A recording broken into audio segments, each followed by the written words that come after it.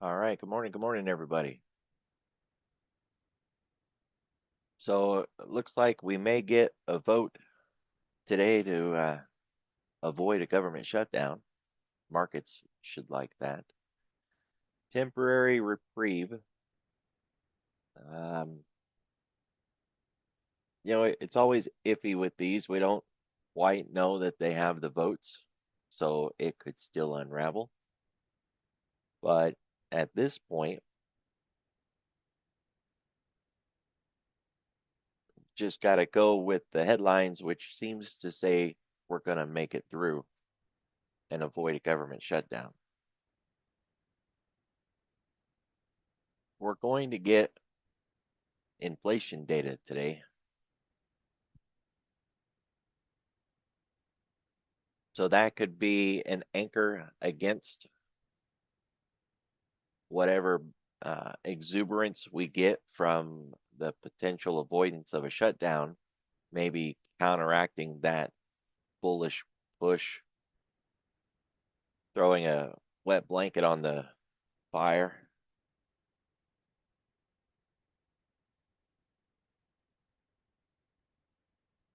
This is the one that I'm interested in. It's not necessarily the sentiment, even though that shows the higher gauge. It's the inflation expectations, which kind of got to expect that's going to tick up a little bit, right? All things considered.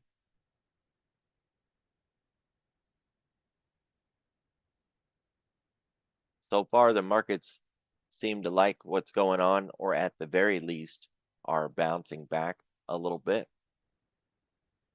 We've been continuing to leg down since 5,900.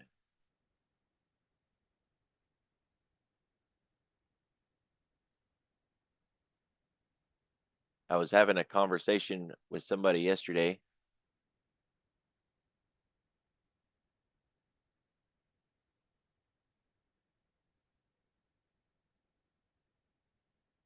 It's worth sharing this, kind of get the idea. We lost the defense at that 55.50 yesterday. This is the SPX on a daily time frame. And if you just check those wicks out, it was getting defended at 55.50 until eventually it wasn't, and we closed below it, right?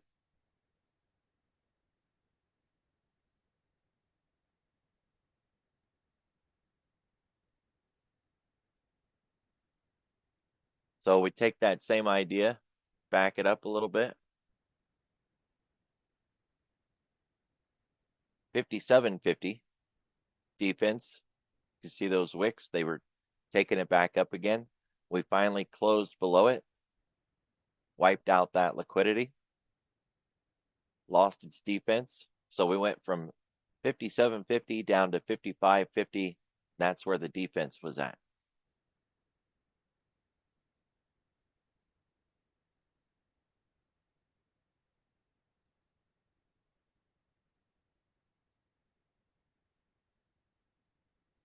Here's 58.50. Same thing. Same wick structure, same defense. Closed below it on a gap down, lost its defense. So we broke 58.50, finally closed below it, and went to 57 from there.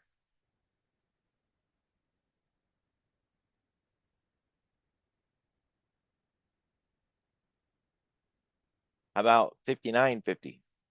Same thing, same wick structure, finally closed below it, lost its defense, down we went. So now that I walk this back up, let's go back the other direction. 59.50 defense broke, dropped down into 58.50, tested it for a couple days, couldn't hold, defense broke, dropped down into 57.50, tested it a few days, couldn't hold, defense broke, skipped right past 56.50 and went right down into 55.50. Tested it a few days, defense broke, couldn't hold. Now we are where we are today. So, of course, when I was having this conversation yesterday, somebody asked, so where's the next defense? It's a really great question. I think everybody out there would love to have the answer to that. Of course, my answer was let's wait for spot gamma to show us where some new levels are at. Maybe we can highlight some options structures, some open interest developing along a particular level that may highlight for us where the next defense will be. We still don't have the AM edition yet, but that'll be one thing that I would encourage everybody to read this morning. Maybe they will highlight a new level, but it won't be dealer gamma levels, right? The GEX levels, because those aren't underneath us. Those are over our head. They're not going to provide us anything. We're also getting really close to OPEX. And speaking of OPEX with this triple witching that's on the table, the contracts that we are trading on the futures, if you're using a broker where you manually roll, you're going to need to manually roll very likely on Monday. If you're using something like Thinkorswim, something like Thinkorswim, it will automatically change to the new contract on its own. I get people a lot of times asking, well, when should we roll? When should we go into the new contract and start using a different one? When the volume on the front contract is lower than the next contract out, that's when you want to roll. And we can see today, so far, the active contract on Thinkorswim is still the March series contract.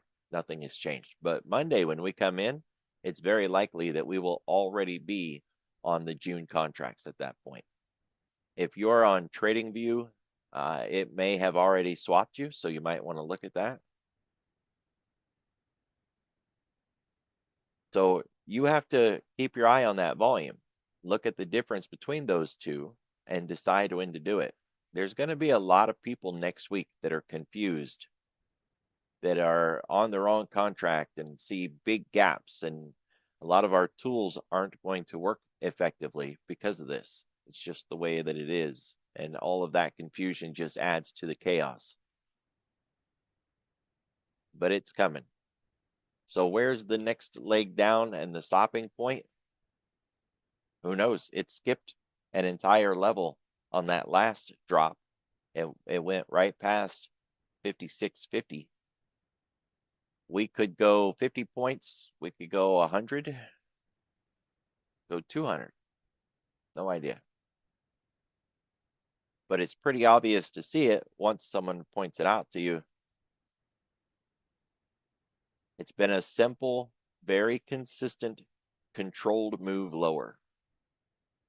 It may not feel like that, but it has been very orderly. And if you look at the cost of options using something like TDEX, the cost of options have dropped considerably, which is not what you typically see. If everybody is freaking out and scared of a market that's falling, they would all be running out buying puts, and them scrambling to buy puts would raise the cost of those puts. Put prices are down because nobody's scrambling in fear.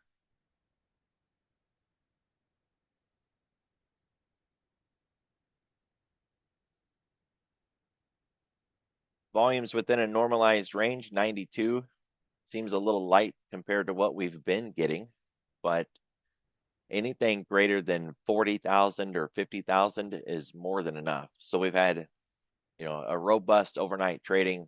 Nobody was sitting out. They weren't waiting on this inflation data coming in. The options levels from spot gamma, we only had one that changed, and that was zero gamma. It came down. I believe it was at 58.60 something, and now it's at 58.30 something. So they just walked down that zero gamma level a little bit.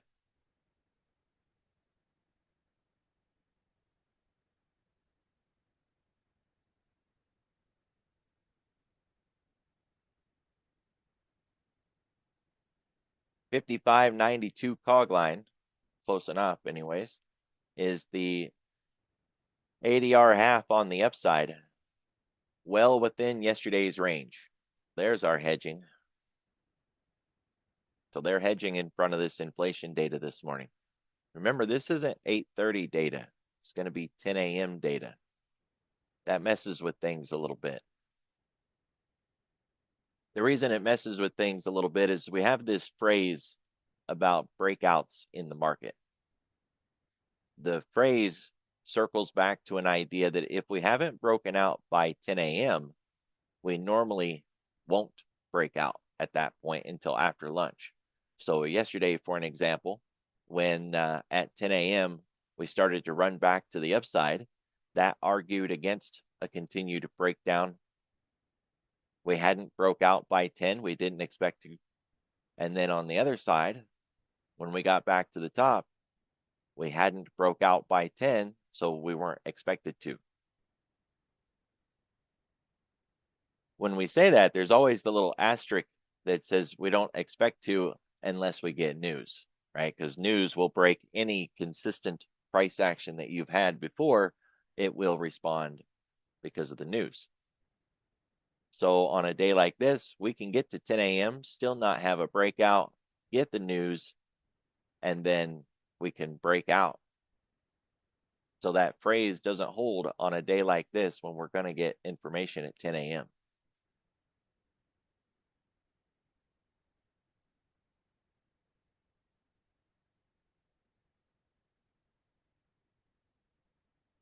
The idea of getting to one side early enough opens the door to go to the other side by the end of the day. The day is already half done. So if we get to that 55.92, say by market open or even a little after market open, well, it didn't happen very early. And while the other side is always on the table if we get to one edge, I think everybody at this point is looking for the bounce. Not one of these little bounces that we've been getting, with a 0.5% to the upside before it stalls out and rolls over. Spot Gamma was talking about that last night in their PM edition. For 2 days, they've been calling the rally back up, these intraday rallies, as a start of a bounce. And of course, they were fair to admit those weren't bounces. They didn't hold. They weren't sustained. We've been sideways for days, but everybody's looking for it. We're all looking for that bounce to finally come. And it's the same one that I've been talking about where I said we can take half of this range back in a bounce when we finally get it. It'll take a couple days, that bounce. It is coming at some point. We all know it will, because that's what markets do.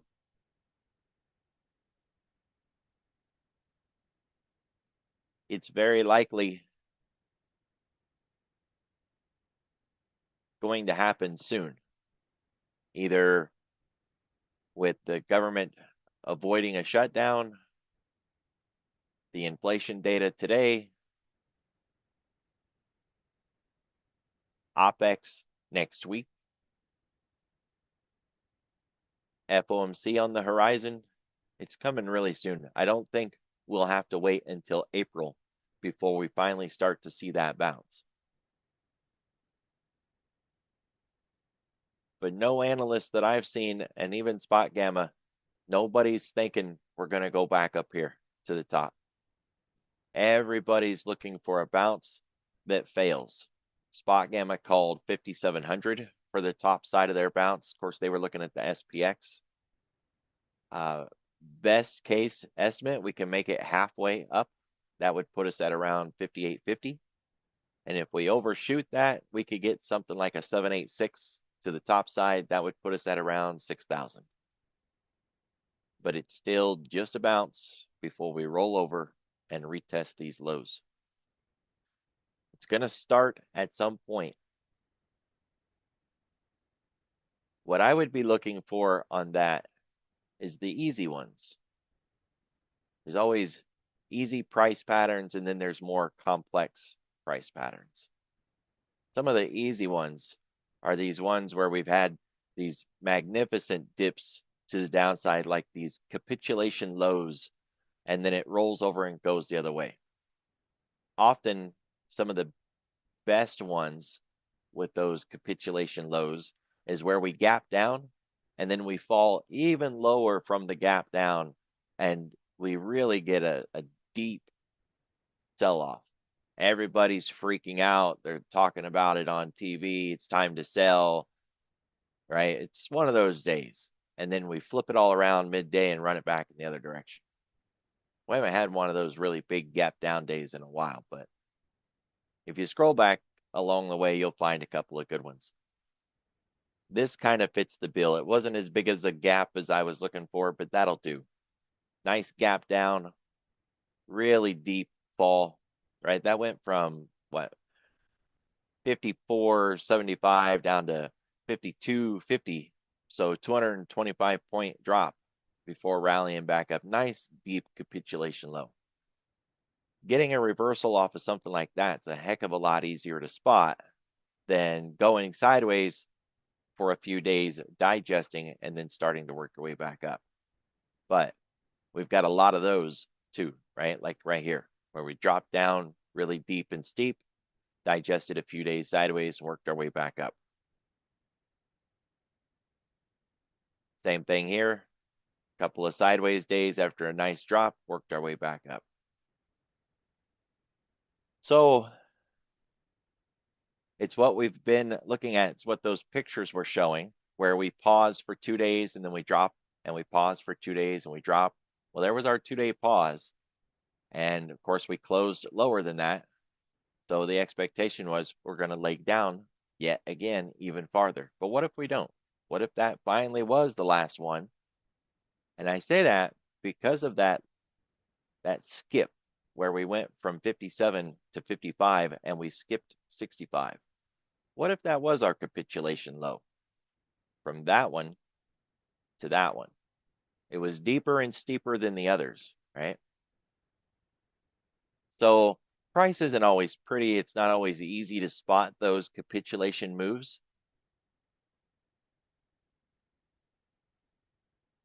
What if that was ours? That would begin the argument for this move up. We're green on the screen so far today. It's a start. So be willing to entertain that idea today. And if we are willing to entertain that idea, try something really simple like a 4-period daily moving average. I know it's a very small moving average, but you see how that lines up really well. And moving averages are not trade triggers. They're just helping define a very short-term mean. When we put that 4-period on, it lines up pretty close to this 5,600 line in the sand. So double the work. Get above 5,600. Get above that 4-period moving average. Close above the 4-period moving average. And we could get a short-term run back in the other direction that takes us anywhere to from 57 to 58.50. So depending on how aggressive you are as a trader, you'll wait for confirmation or you'll get in without it. With this market maker move, we know they're hedging this morning. Look for that hedging to start to fade after 10 a.m. It is time sensitive, so by the end of the day, it'll be gone, whether they want it to be or not. So it will begin to shrink because time alone will whittle away at it. But we want to see it start to significantly dissipate after 10 a.m. If we get to 10:30 and it's still really strong and really big and still present, then whatever is being hedged wasn't based on this data at 10 a.m. It'll be because of something else. I don't think it's because of something else, but we don't want to make assumptions as if we already have all the answers. It's very likely they're hedging into the inflation data at 10 a.m. If you don't have this market maker move and you want to check it on your own, you can do that even if you don't have Thinkorswim. First, if you do have Thinkorswim, there's your market maker move. And it is based on the idea, which is why you can see it even if you don't have Thinkorswim. Just look at the last two expirations. So we got the 0 day and we got the next one out. When the 0 day is higher than the next one out, this is what generates the market maker move.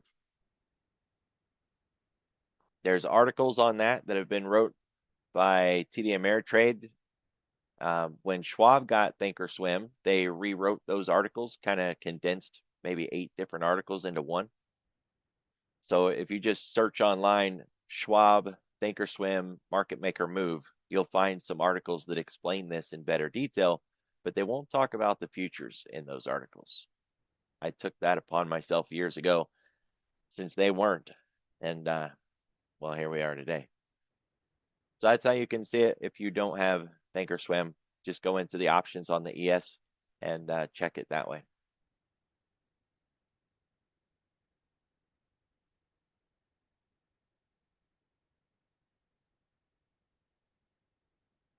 We are close enough to the upper edge on the ADR, by the way, that we're likely going to hit it. But with the inflation data and everything else, we're likely to get some pretty big candles too. So we could hit it just by wicking through it. Central pivots. This morning, our central pivot is lower than yesterday's pivot, and the channel is wider, and price opened underneath it. Those are bearish, each one of them. The pivot being lower than yesterday is bearish. Price opening below the pivot, that's also bearish. And a wider channel implies that if we try to break out, that it won't stick and the breakout will fail. So I would consider that bearish too. Keep in mind, these channels don't make price do anything. So even though this implies that a breakout will fail, it doesn't make price break out, and it won't make price fail. Just gives us insight on what to expect. We are far enough below the 0 gamma line. We're heavily negative in dealer gamma, that if we do actually start to get a breakout that gets above the previous day's level, it's likely to really expand. I think that's one of the reasons they've defended the highs so strongly the last few days, was so that they wouldn't have to participate in the run, because dealers will have to buy into that buying whether they like it or not.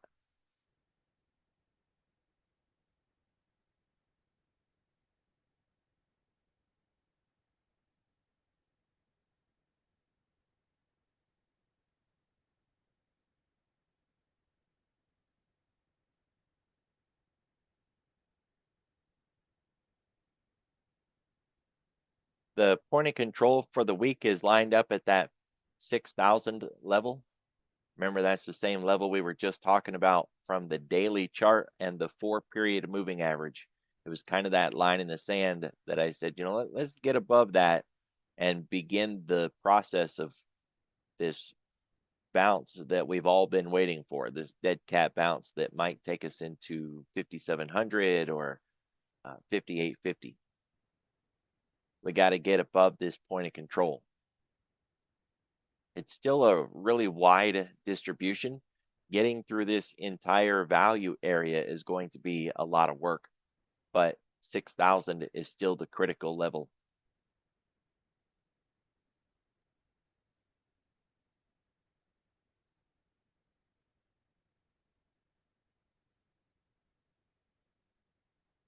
Ten-day, 30-minute volume profile with TPO.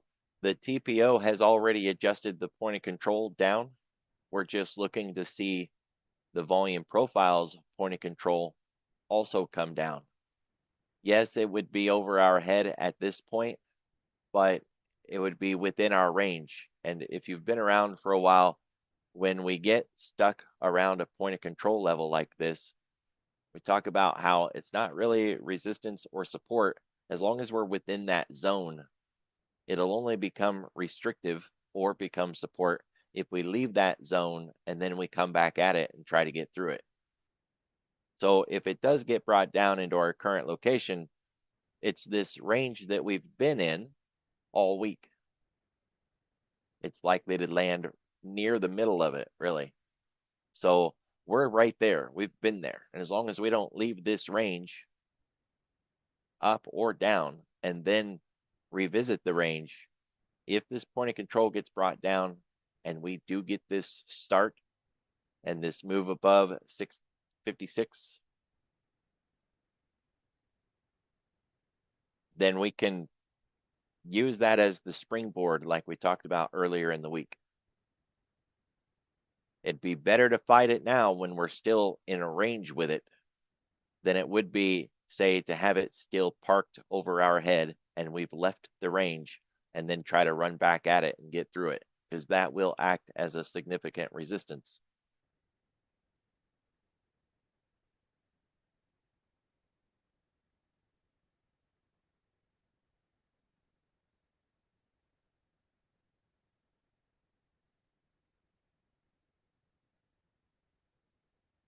We've got a pretty tight distribution this morning, all things considered. And we have a VPOC from yesterday.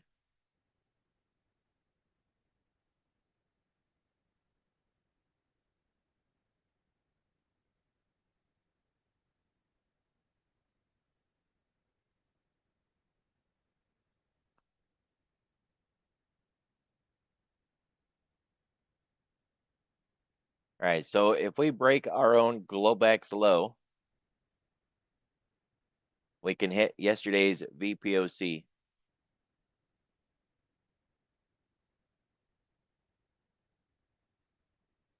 There we go. Yesterday's point of control. That is the first one that we've been able to put underneath us for a while. But just keep in mind, all of these points of control that we've been marking out, the reason that we mark them out is because it is where the previous volume was the most concentrated. It's like a footprint that we can come across later and have an expectation that there was traffic in that area heavy enough that if we get there again, we're likely to see another response, more traffic. The problem is futures contracts expire and then we get new contracts. And I've started to make the argument over the years that we don't need to keep a VPOC on tap if it belongs to a contract that no longer exists, because, well, those traders aren't there anymore.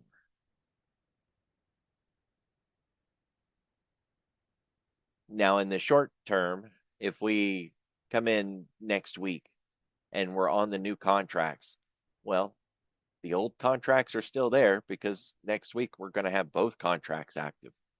They're both active now, honestly, but we'll have both contracts being traded with some serious volume. So if we hit that level next week, it still has merit. But a month from now, a month and a half, probably not so much. And that means all of these VPOC levels that we've been placing over our head on this move down likely don't have much significance if we start to revisit them 6 to 8 weeks from now, because they will have existed on the old contracts that are no longer even relevant. Something to consider.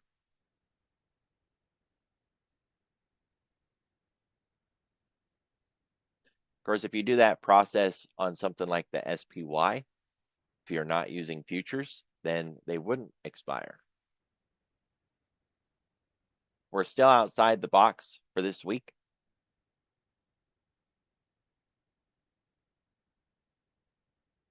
The box for next week is not yet set in stone, but we do have a preview of what it will look like.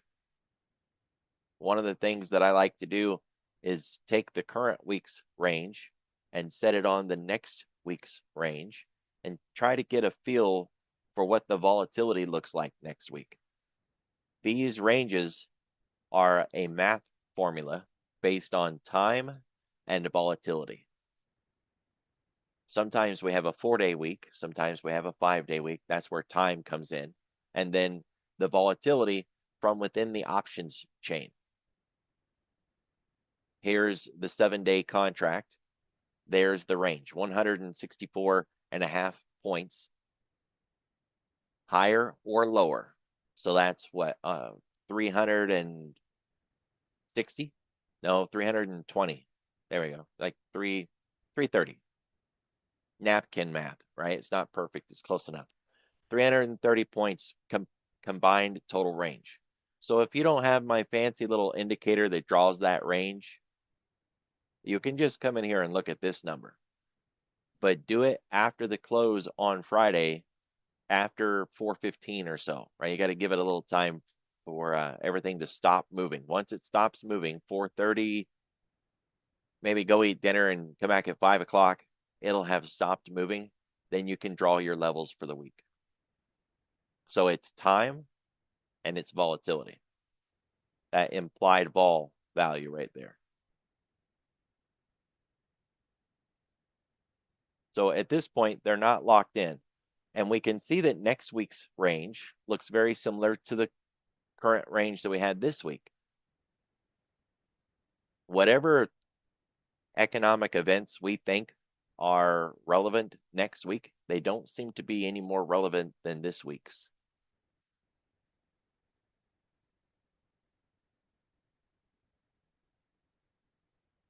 And we do have FOMC on the 19th. And that is next week. And we have OPEX next week, and yet the range is the same. So why is that? Well, FOMC is a volatility suppressing event. I know. First time I heard someone say that, I thought they're cracked in the head. Because, man, the market moves on FOMC day, right? We get the big swings up and down all over the place. But it's volatility suppressing because before FOMC, a lot of times the market goes sideways. I say a lot of times, not all the time. There's a couple of examples where we've had the Monday open on an FOMC week, and we open near the top of the range. And we spend Monday and Tuesday driving higher, and then we pause Wednesday into that FOMC day. That kind of adds to the talk about getting above the 4-period moving average, getting above 5,600, that weekly pivot point of control, and beginning this bounce to the upside. So if FOMC is volatility suppressing, imagine how wide this box would be without FOMC next week. There must be a heck of a lot of volatility being priced into the next week's market. And we're not seeing it because FOMC is suppressing it. It's a bit of a concern. Somebody asked me what this white line was. It's a 400-period moving average. I know, it's a really big number. It ties back to a book that I read, a very old book. Doesn't have any relevance for intraday trading. It's just a really big line in the sand.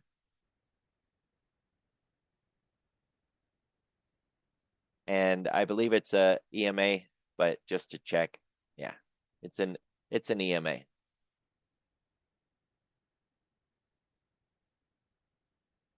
We're still 2% below the 10-day.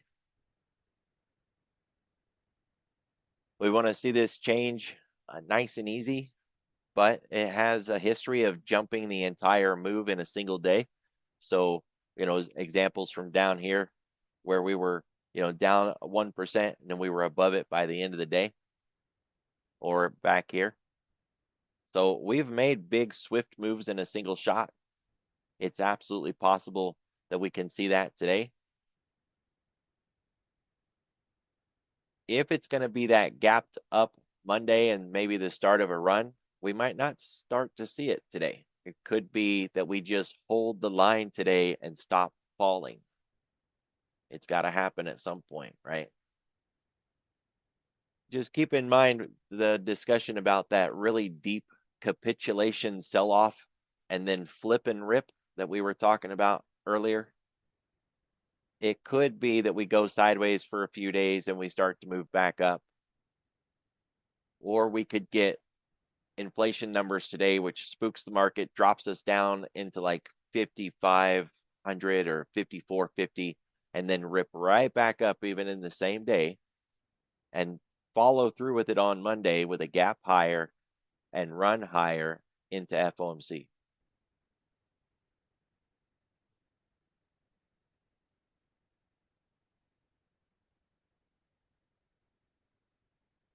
Being 2% below the 10-day means we're not within its gravity.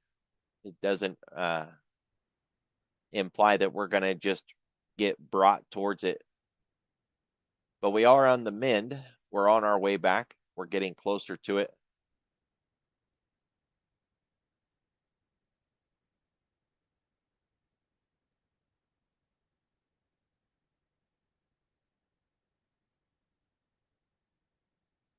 And we are 5.5% away from the 10-week moving average. Now, we've been farther away than that. This isn't record setting, but we were in a bear market the last time we were that far away.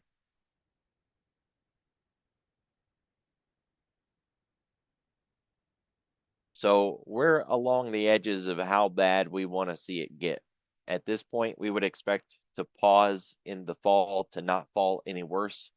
Or if we do get one more leg down, like these two examples back here, that it was the flipping point. It was that capitulation sell-off flip and rip point that we were talking about. That would put us somewhere below 6%. It seems to be the line in the sand. We get below 6, we start to mean revert.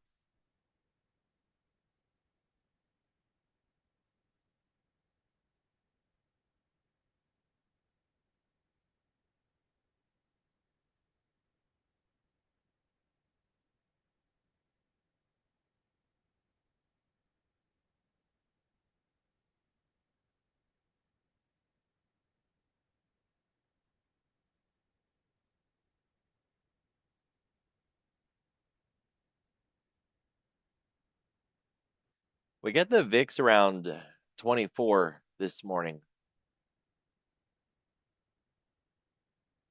holding at that 10-day moving average.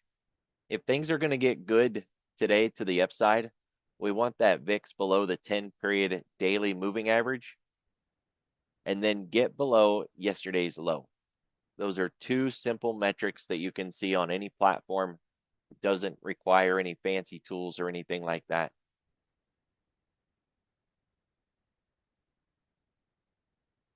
Nice round number, 24.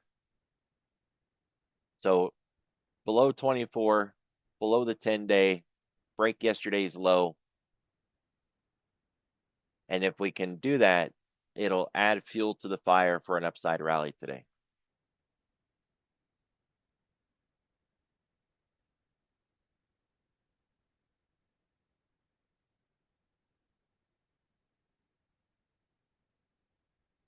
Bitcoin is back. Now, Bitcoin was down more than 10% in a 5-day period. So this is a lot of mean reversion at this point. It doesn't mean that it has its own fuel and fire for a run to the upside. But if it's going to be one of those rally days, it'd be nice to have the broader market with us, right? The rising tide lifts all boats, so to speak. So we got China as a backdrop that's bullish, Bitcoin with us. Semiconductors, we got the chips, the Mag 7, broader technology. uranium, which ties in with the data centers and AI, which ties in with the chips and with the Mag 7. We've got the value group, precious metals, and we've got growth. It's nice to have growth and value. It shows that broader backdrop so that it's not a dichotomy of one versus the other. It's just which one is stronger. Right now, value is outpacing growth, but it sure is nice to see both of them up. We have all three of the risk-on sectors that we need for a rally day. We have financials, technology, consumer discretionary, chips, Mag 7, and risk-on through Bitcoin. We got everything we need today. These are really good numbers. Even more generic stuff like communications, it fits the bill. Everything is there. One concern of note that I've seen when the market has gotten back to near the high of day these last few days, it's when very strategically timed tweets and announcements have come out about tariff talk that immediately whacked us back down. Every time we tried to get a rally that took a break out of yesterday's range.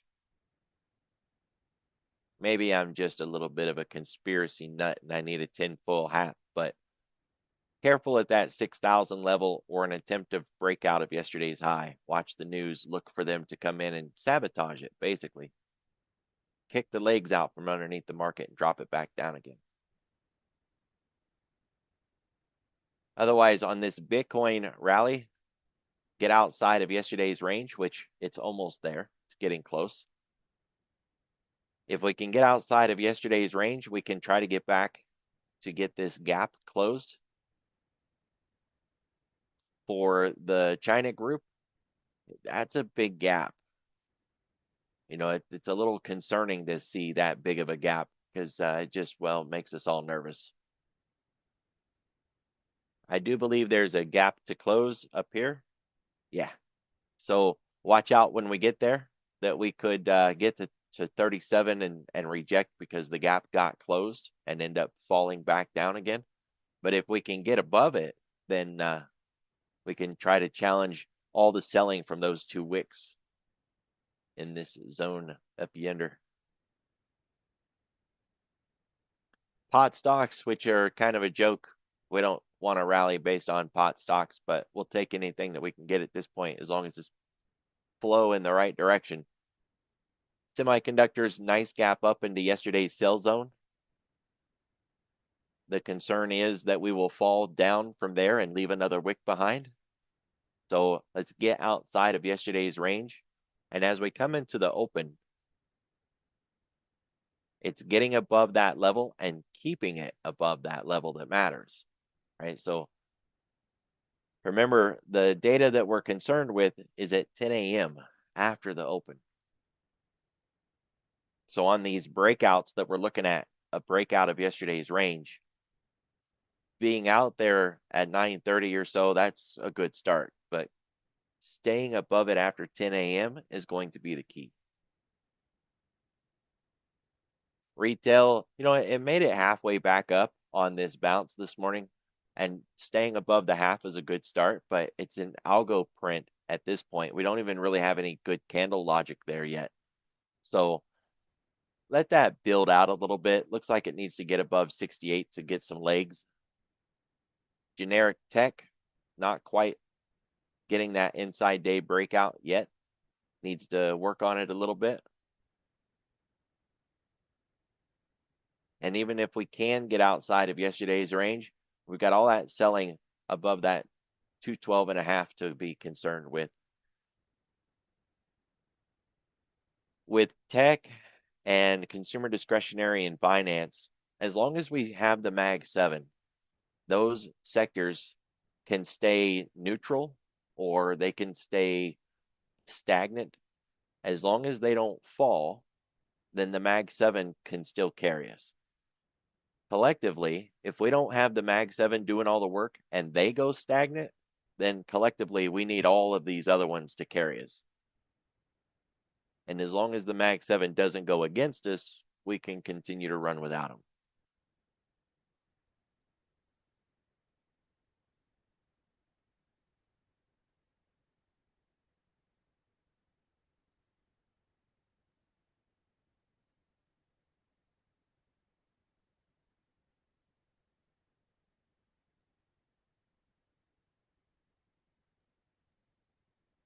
The blue chip Dow Jones has really suffered quite a bit too. If we're looking for a snapback rally or mean reversion, let this one be a little bit of a guide. These are supposed to be the best we have, right? Our greatest companies, old school, solid, big moats, lots of money. So if we don't have the Dow behind us and we don't have the Mag 7, then we can't do it. There is an indicator that you can use for the Mag 7. It's called NY Fang. This thing opens up at 9:30, but it tracks the Mag 7 really well. So you can use that, or you can use one of those collective ETFs where you can just type in, Apple plus Microsoft plus blah, blah, blah, and you can just add them all up together and do that. And then there's the new mags. This one works in pre-market. So there's ways to track to see if the Mag 7 is still participating with us or not. Remember, if we lose those, they just can't go against us. So that's what I got for you guys this morning. Be careful, be safe, watch the clock. 10 a.m. is the real deal. And then got to get through the afternoon without them coming in and sabotaging us with headlines or announcements and tariff talk. Hopefully they fund the government. Be safe. Have a good weekend. I'll see y'all next week.